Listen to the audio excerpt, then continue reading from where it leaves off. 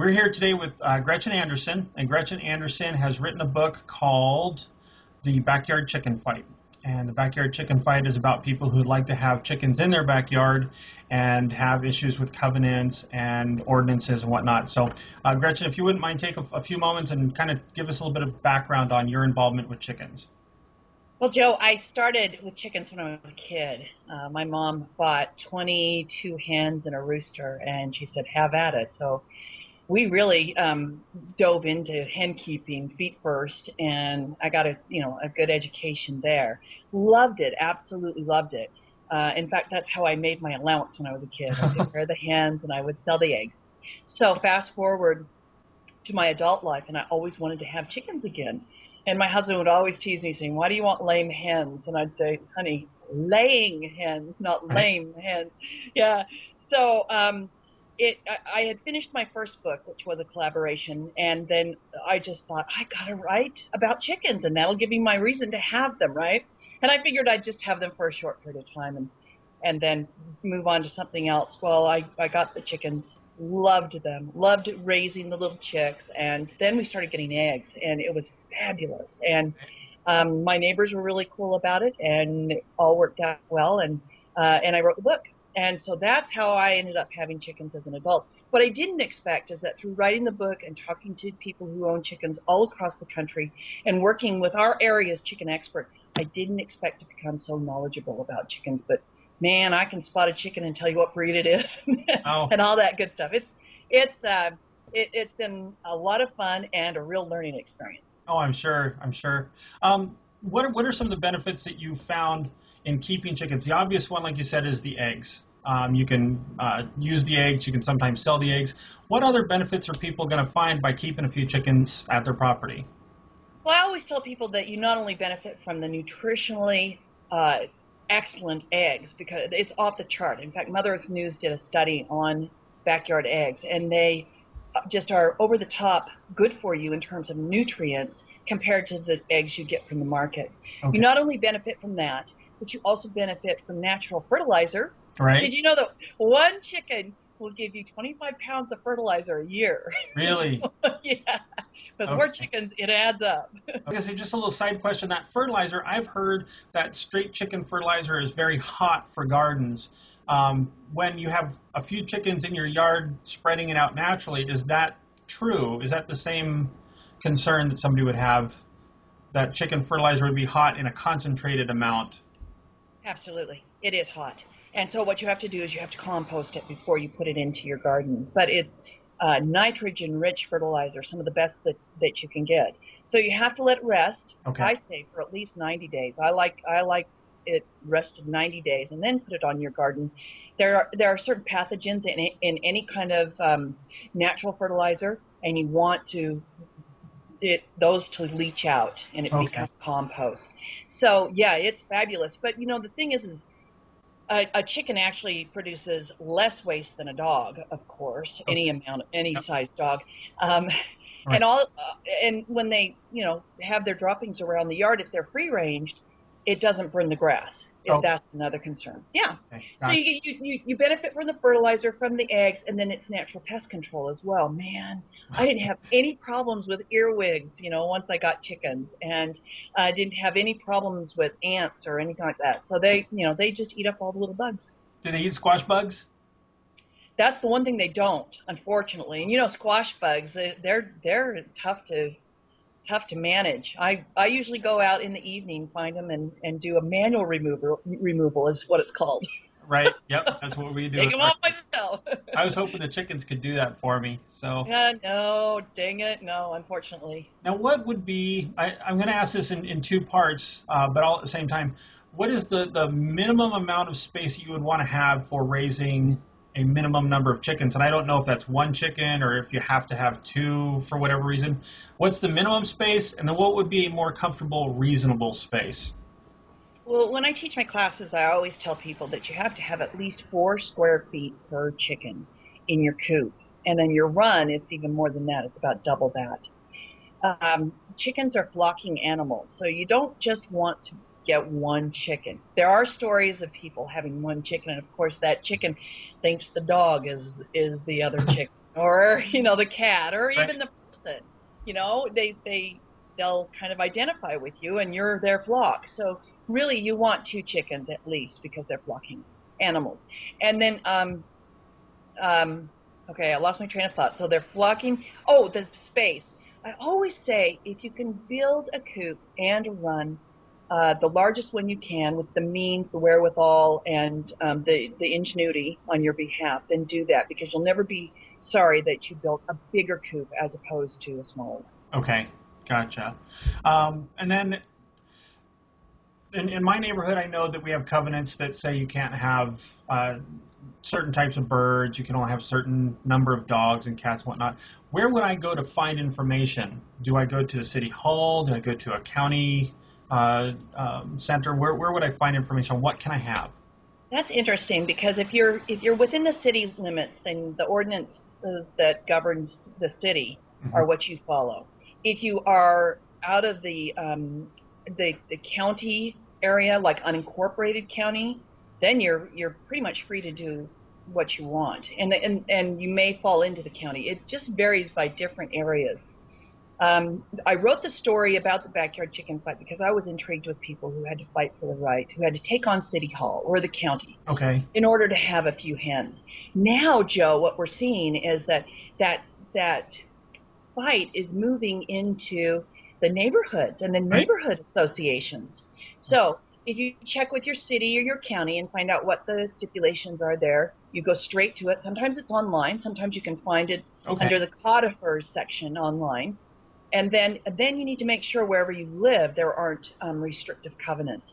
That's why I currently don't have chickens. Really? Yes, because I got busted not once but twice. I was keeping them on the sly. My neighbors were all cool with it, and then I started promoting the chicken book, and of course, I kind Right. of threw myself under the bus, Right. and I had to get rid of my chickens.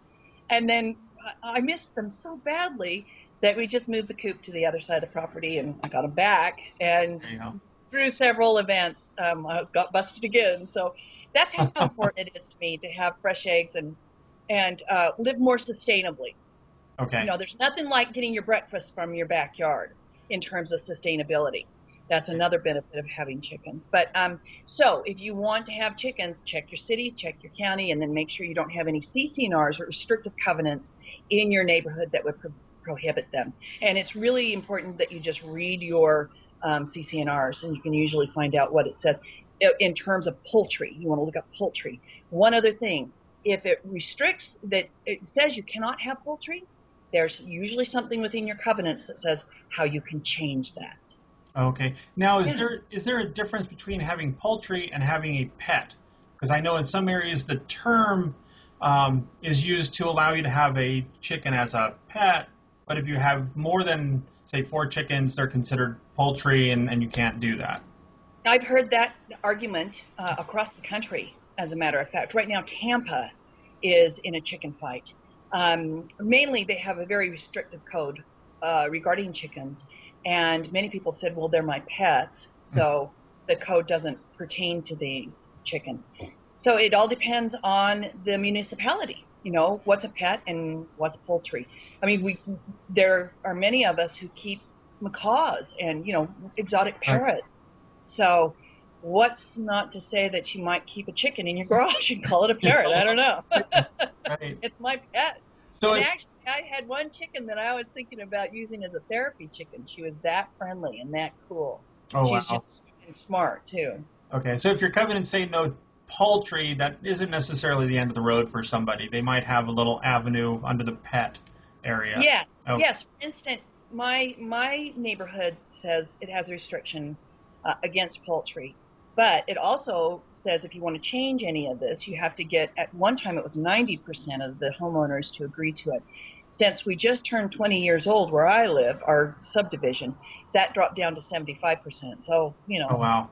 I'm I'm thinking it's doable, and Right. I will tackle that once I get my big project out of the way right now that Okay. I'm working on right now. Gotcha. What are some of the most overlooked considerations when somebody's considering having chickens? They look, they say, okay, if we've got a little space in the backyard, we can do this. We talk to the neighbors, the covenants were all good there, and then they run into another roadblock. What is often that next? issue that people encounter? Well, if it's all good, the biggest roadblock and the biggest consideration is cooping your chickens. You know, where are you going to keep them and what are you going to do?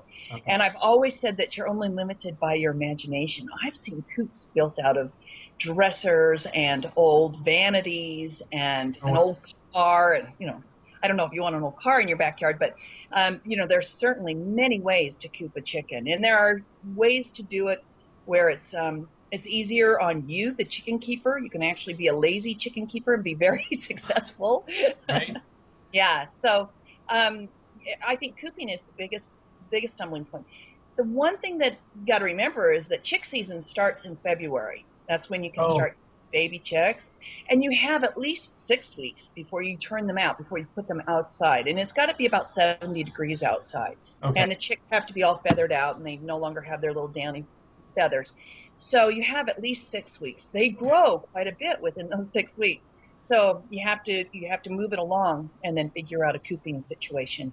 You also want to make sure that the coop is in a shaded area. If you're doing it in an area like Idaho that gets very hot in the summertime, chickens can actually better handle the cold weather than they can the heat of the summer. Okay, so you want to make sure that they've got enough shade or mild shade through there. Okay. Yeah. Which you also answered the question about when is the best time to start chickens. We would want to get our chicks in February, and then begin. How long does it take from getting a chick to getting your first egg? Well, I like to get mine in February because you still have some cold months and you're taking care of the girls. Because you're going to have to wait about 5 months before you get your first egg. And man, that's like Christmas, Right. You've taken care of these great little pets for 5 months and you've nurtured them, and then they start to repay you. And having chickens is a really cool thing. Right. Now, you mentioned taking care of the girls. Is it a myth, or is it fact that having a rooster in the yard increases the quality or the production of your eggs? What's the truth behind that? I'm glad you asked about that, because old-time farmers will tell you that if you have a rooster around, the girls will lay more regularly, supposedly. But, in most backyard situations, and really this is a huge movement around the country, and it shows no sign of slowing down. You can't have roosters in the backyard. That's why I have a pin-up rooster in my coop. Oh, gotcha. And it's still there, actually. Little pin up, and hopefully it's encouraging them. Right. But I don't think it really has much to do with their egg laying. There are a couple things that you can do to ensure better egg laying with your chickens. But having a rooster, I'm not sure that really does make a difference. You would, if you had a rooster, you would have fertilized eggs. And I grew up on fertilized eggs, so it's certainly doable. But non-fertilized eggs are fabulous just the same. Okay, well, very cool. Well, your book, The Backyard Chicken Fight, is available on Amazon. Is that correct? Yes, it's available at Amazon and and Barnes and Noble and through my Facebook page as well. And then it's available if you live in Idaho. It's available at the Zamzows stores, the farm stores. I worked with the Zamzows chicken expert on this, and so that's why they're available there. So it's a great little project. It has a great little guide to keeping backyard chickens. You can get started, and really good information and money-saving tips. Because one thing, I'm thrifty, and the second thing is I'm kind of a lazy chicken keeper. So it's all there, rolled into one. And then there's great stories about people fighting their municipalities in order to have chickens. Okay. And do you have another project going on in the book world? I do. I'm glad you asked. Yes. In all my research for the chicken book, I found out that people are really serious about becoming more sustainable in their own footprint, like their backyard.